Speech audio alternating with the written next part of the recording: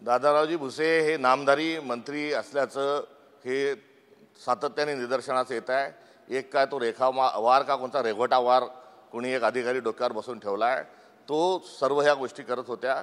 दादा भुसे यांना काही याच्या संदर्भातली माहिती नव्हती। हा त्यांच्या खांद्यावर बंदूक ठेवून चालवलेली ही गोळी होती। यामध्ये सर्व जे होते ते देवेंद्र फडणवीस होते आणि देवेंद्र फडणवीस आणि तो जो काही अधिकारी होता रेघोटा वार याची हे कतपुतली होते।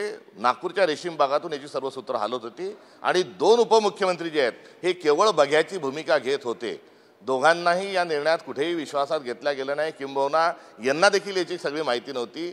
एकला चलो रे हे मुख्यमंत्र्यांचं जे धोरण आहे ते या निमित्तानं स्पष्ट झाल्याचं आपल्याला सर्वांच्या लक्षात येईल। हिंदू हिंदी हिंदुस्तान हे भाजपचं धोरण आहे असं सांगितलं जातं। त्याचमुळे सर्व राज्यांमध्ये त्यांचे विचार पोहोचावे यासाठी त्यांनी हिंदी सर्व देशांमध्ये प्रचार प्रसार करण्याचं धोरण ठरवलेलं आहे का? निश्चित महाराष्ट्राचा गायपट्टा करायचा, कारण ज्या ठिकाणी हिंदी बोलल्या जाते तीच जमीन आपल्यासाठी सुपीक। जिथे इतर प्रादेशिक भाषा ज्या बोलल्या जातात त्या ठिकाणी आपल्याला निवडून येणं अवघड आहे, हे त्यांच्या लक्षात आलेले भाग एक। आणि दुसरा, संविधान त्यांना मान्य नाही, त्यांना विविधता मान्य नाही, त्यांना मराठी, बंगाली, द्रविड इतर भाषा आणि आदी इत्यादी सर्व भाषांचंही महत्त्व आणि त्याचं असणारं अस्तित्व त्यांना मान्य नाही। आणि त्यांना हिंदी, हिंदू आणि हिंदू राष्ट्र ही त्यांची मांडणी आहे। आणि त्या हिंदू राष्ट्राच्या मांडणीमध्ये वारकरी संप्रदाय नाही, शिवशाहू फुले आंबेडकर त्यामध्ये नाही, आमचं एवढं मोठं पवित्र असणारी प्रार्थना पसायदान ती त्यामध्ये नाही। त्यामुळे केवळ हिंदी बोलेल आणि नमस्ते सदा वत्सल्य म्हणेल तोच हिंदू, ही एक विचित्र, विकृत आणि धर्मबुडवी अधर्मी व्याख्या त्यांना रुजवायची आहे आणि हे कदापि या भारतामध्ये शक्य नाही। त्यांना या निमित्तानं मी आगाह करू इच्छितो, त्यांना या इशारा देऊ इच्छितो की हा खेळ जर आपण खेळाल तर अंगलट येईल, कारण सर्व वेगवेगळ्या भाषांनी मिळून आपला देश आपण तयार केलेला आहे। आणि असा हट्ट, असा विकृत हट्ट जर आपण कराल तर या देशाच्या एकता व अखंडतेवरही प्रश्न निर्माण होईल। त्यामुळे हा भारत निर्माण होण्याकरता अनेकांनी आपल्या प्राणाची आहुती दिली आहे, बलिदान दिलं आहे। आणि हा जेव्हा संघर्ष सुरू होता, स्वातंत्र्य संग्राम, तेव्हा आपण इंग्रजांच्या जवळ आपण त्यांचे हस्तक म्हणून वावरत होता। त्यामुळे या संघर्षामध्ये आपण कुठे सामील नसल्यामुळे आपल्याला त्याची किंमत नाही, आपल्याला त्याचं महत्त्व कळत नाही। मात्र ही एकता व अखंडता टिकवण्याकरता अनेकांनी त्याग केला आहे, ती तशीच तेवत ठेवण्याची, ज्योत तेवत ठेवण्याची आवश्यकता आहे। कृपा करून याच्याशी खेळू नका। दत्तात्रय भुजबळ यांनी विधान केलं होतं की भारताच्या प्रस्तावनेमध्ये समाजवाद आणि धर्मनिरपेक्ष शब्द 1977च्या दरम्यान घुसवले गेले, त्याचीच कारणीमीमांसा व्हावी, त्याच्यावरती विचार हवा। त्यानंतर जगदीप धनखड जो उपराष्ट्रपती त्यांनी देखील तसंच विधान केलंय। शिवराज चव्हाण नाही, समाजवादी या शब्दावर तुम्हाला हरकत आहे का?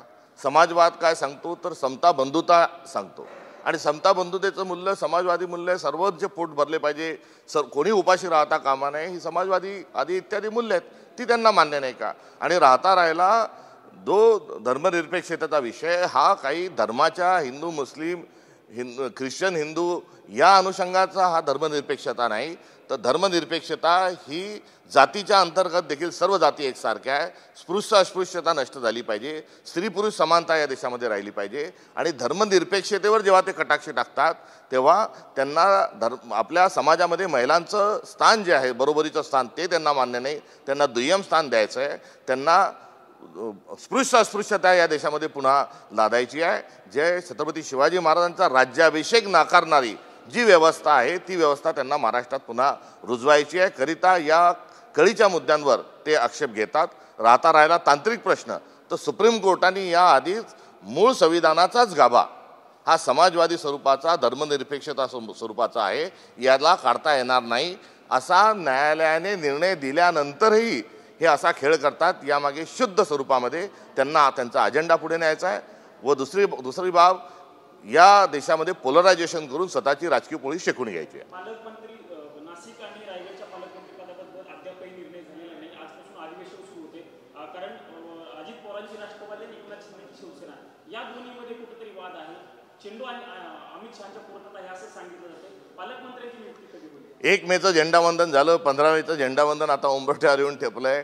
मात्र हे गतिशील प्रशासन आणि 100 दिवसाचा कार्यक्रम वगैरे वगैरे बरंच स्वतःची पाठ स्वतः ठोपटून घेत असतात। यांच्याकडून साध्या पालकमंत्र्यांना जिल्हे दिल्या गेले नाहीत, पालकमंत्री जिल्ह्याकडे फिरकत नाहीत, आणि याच्या पलीकडे जाऊन जे विधिमंडळ जे आहे त्यात अधिकाऱ्यांचं जे त्यांना जे काम नेमून दिलेलं आहे त्याची जी विभागणी आहे ती यांनी केलेली नाही. त्यामुळे यांना फक्त लुटो बाटो और ज़्यादा से ज़्यादा मुझको कैसे मिल सकता है हा खेळ ते त्या ठिकाणी खेळत आहेत. त्यांना विकासाशी, संकेतांशी, लोकशाही प्रणालीशी, संविधानाशी, नियमाशी काही देणं घेणं नाही. सर, तुमच्या पक्षामध्ये एक मोठा धक्का बसलेला सांगितलं जाते. रोहिदास पाटील उद्या भाजपमध्ये प्रवेश करणार आहे. कुणाल पाटील सांगितलं जात आहे. काय नक्की काँग्रेसमध्ये सुरू आहे? अनेक लोक सोडून जाताना पाहायला मिळतात. कुणाल पाटलांनी हा आत्मघाती निर्णय घेऊ नये. त्यांचे आजोबा हे काँग्रेसकडून खासदार होते. त्यांचे वडील जे आहेत हे दीर्घकाळ मंत्रिमंडळात राहिले, काँग्रेसचे मोठे नेते होते. मुख्यमंत्री व गृहमंत्री म्हणून आदरणीय दिवंगत रोहिदासदाजी पाटलांना सर्व विभाग मिळालेले आहेत आणि असं एक वैभव असणारं हे घर आहे. आणि जनसेवा करण्याकरता त्यांनी सूतगिरण्या असतील, शैक्षणिक संस्था असतील, मेडिकल कॉलेज असेल, डेंटल कॉलेज असेल, याचं एक मोठं जाळं हे त्यांच्या संस्थेच्या माध्यमातून आणि जवाहरलाल नेहरूंच्या नावाने हे सगळं सुरू झालेलं आहे. हे टाकलेलं जे कुंपण होतं हे वास्तविक पाहता हे कुंपण काँग्रेसच्या विचारांच्या संरक्षणाकरता होतं. मात्र आता हे कुंपणच शेत खाताना दिसतं आहे. ही अत्यंत दुर्दैवी स्वरूपाची बाब आहे. भारतीय जनता पार्टी स्वतःचे नेते त्यांच्याजवळ नाहीत, ते स्वतःचे नेते निर्माण करू शकत नाही म्हणून ती चेटकीन आहे. आणि ही भाजप चेटकीन काँग्रेसच्या नेत्यांना जे खाते त्यातलं हे उदाहरण आहे. अरे तुमच्या धमक आहे. देवेंद्र फडणवीस जर एवढा मोठा माणूस आहे, जर नरेंद्र मोदींना एवढं तुम्ही मानतात, तर कशाला काँग्रेसचे लोक तुम्ही तुमच्या पक्षात घेतात? हे धमकी दाखवून आणि लालूच दाखवून काँग्रेसच्या नेत्यांना फोडण्याची एक प्रक्रिया त्यांनी जी शृंखला सुरू केलेली आहे त्याचाच दुर्दैवाने खेळ या ठिकाणी दिसतोय. कुणाल पाटलांचे जे पंजोबा होते आनंदराव, त्या आनंदरावांना आज खूप दुःख होत असेल एवढंच या निमित्ताने मी सांगू इच्छितो. सर, तुम्ही काल एक विधान केलेलं आहे, आघाड्याचा फटका काँग्रेसला बसला अशा स्वरूपाचं. तुमचं या स्थानिक स्वराज्य संस्थांमध्ये कोणाशी आघाडी न करण्याचा विचार आहे म्हणून असं विधान केलंय का? हा या मागचा उद्देश होता? जेव्हा कोकण दौऱ्यावर आम्ही असतो तेव्हा आमचं गतवैभव जे आहे त्याचं स्वाभाविक स्वरूपात आपसूक आम्हाला स्मरण होतं आणि त्या अनुषंगानं त्या संदर्भाने विचारलेल्या प्रश्नाच्या अनुषंगानं मी दिलेलं हे उत्तर होतं.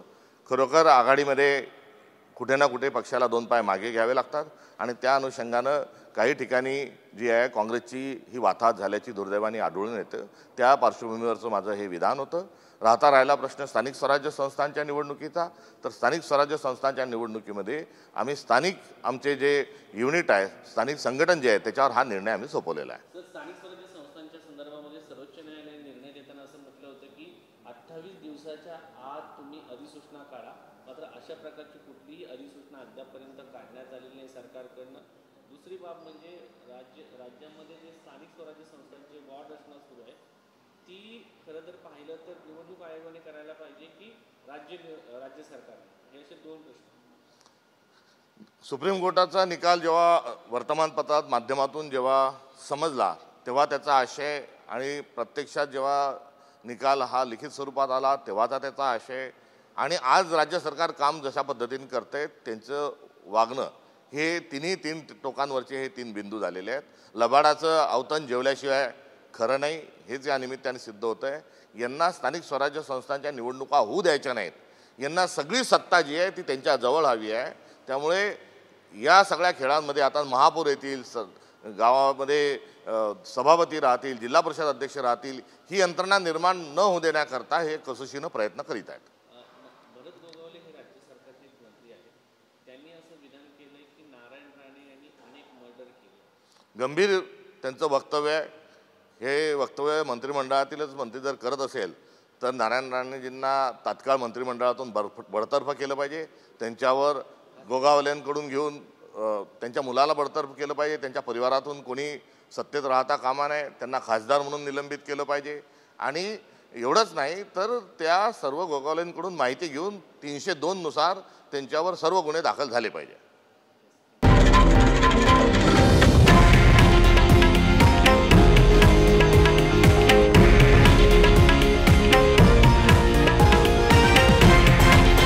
हे आहे देशातील नंबर 1 न्यूज नेटवर्क आणि आपण पाहत आहात TV9 मराठी, एकमेव.